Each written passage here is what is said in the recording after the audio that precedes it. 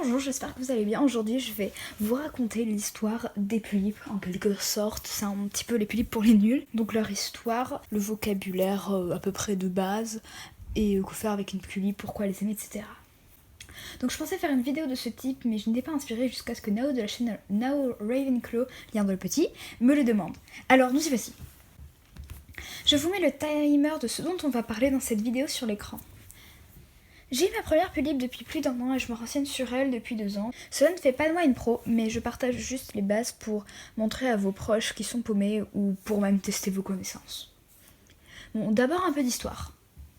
Créée en 2003 par Cheonsong Cheona, doute sur la prononciation, je ne suis pas coréenne, un artiste sud-coréen donc, les poupées pulipes sont inspirées par les Blight, des poupées d'abord adressées aux enfants de la marque Kenner.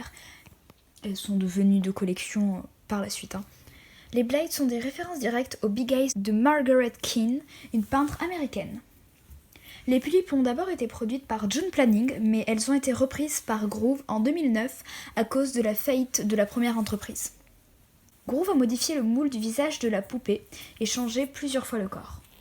Il y a 4 types de corps et toutes les pulipes neuves sont sur un corps de type 4 en ce moment.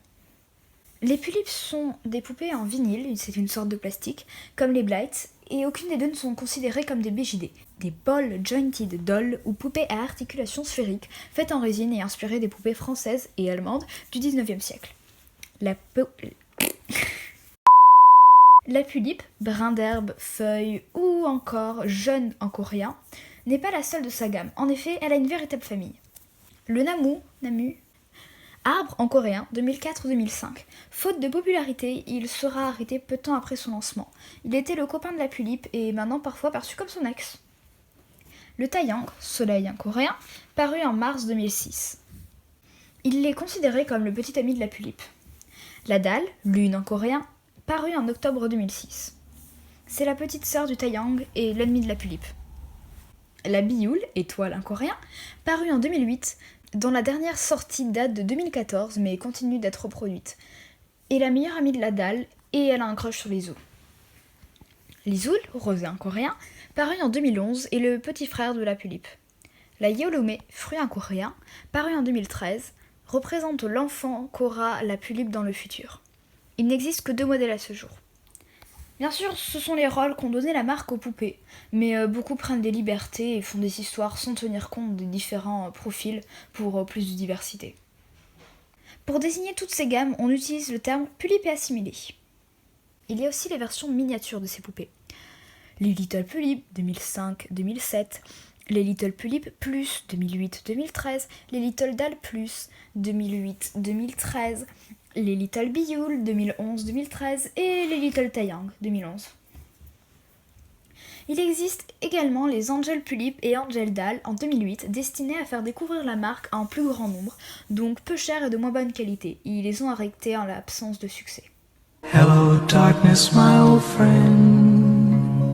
Ces dernières ne sont pas à confondre avec les Angel Gate, contrefaçon des pulipes et taeyang, souvent chinoises.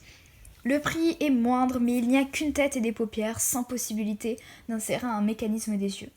Elles sont surtout employées par des personnes souhaitant s'exercer au make-up. En parlant de ça, un peu de vocabulaire. La plupart de ces mots sont en anglais. Make-up ou face-up, c'est le maquillage de la poupée. Doll est une poupée. Faceplate, c'est la partie avant du visage de la doll, c'est le visage.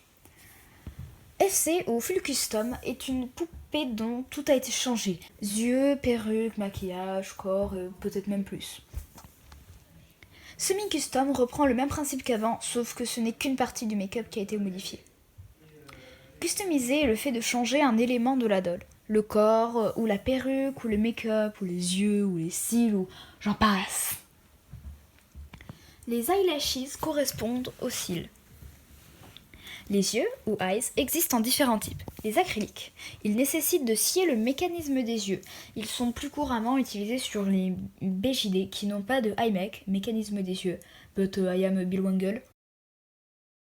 Les animal eyes, ce sont ceux utilisés sur les animaux en peluche. Il faut un petit peu poncer l'arrière pour que cela passe, mais... Les eye chips, ce sont les plus répandus, sont prévus exprès pour les pulipes.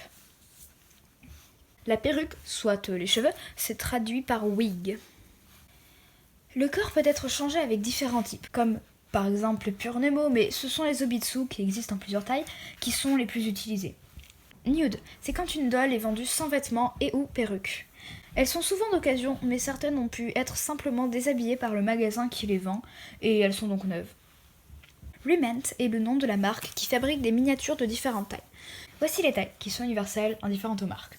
Un 6e, qui peut s'écrire de 2 façons, et la taille qui correspond au Pulipe et au Blight.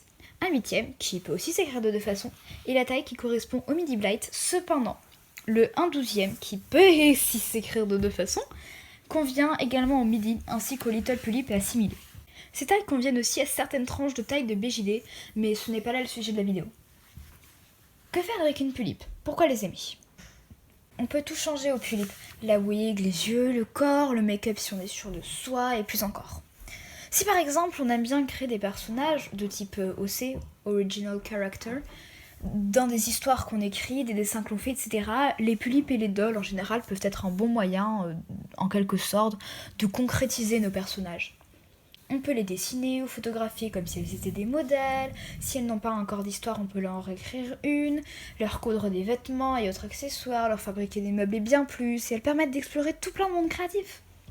Mes poupées m'ont aussi aidé à développer certaines de mes compétences. Je fais de la fimo, des meubles, des vêtements, de la photographie avec elles. Je fais, ça vous surprendra, hein, mais je fais des vidéos avec elles et par exemple savoir monter m'est demander un devoir dans certaines matières. Les dolls, c'est parfois partager ce qu'on fait avec, à ses amis ou au vaste internet. J'ai aussi appris à gérer un budget. Je ne fais presque jamais d'achat de dolls ou d'accessoires sur un coup de tête. J'ai toujours ce que je veux acheter dans une note sur mon téléphone où j'écris quand j'aurai l'argent pour acheter une telle chose, ce que j'achèterai après ça et combien je mets d'argent de côté pour une éventuelle doll, etc. On peut regarder des vidéos sur les dolls en langue étrangère ou, hasard, anglais. Et ça ne sert pas que pour les cours d'améliorer notre compréhension de cette langue, mais aussi pour de nombreux métiers. Mais plus que pour nous apprendre des choses, c'est aussi un passe-temps pour nous divertir et les choses qu'on apprend sont donc un plus pour nous. Le pourquoi des dolls est rempli de choses que je me vois faire, c'est donc plus une partie personnelle qu'exhaustive. Je vous invite donc à écrire en commentaire qu'est-ce que vous faites avec elles. Je vous cite les sources en description, mais je n'ai pas la science infuse, il y a dû donc avoir des oublis, et n'hésitez pas à me corriger en commentaire. J'espère dans tous les cas que cette vidéo vous a plu. Si vous l'avez aimée, pensez à, comme je vous le répétais, laisser un commentaire, mais encore à liker ou à vous abonner pour me soutenir. Moi, ça me ferait très plaisir. Au revoir!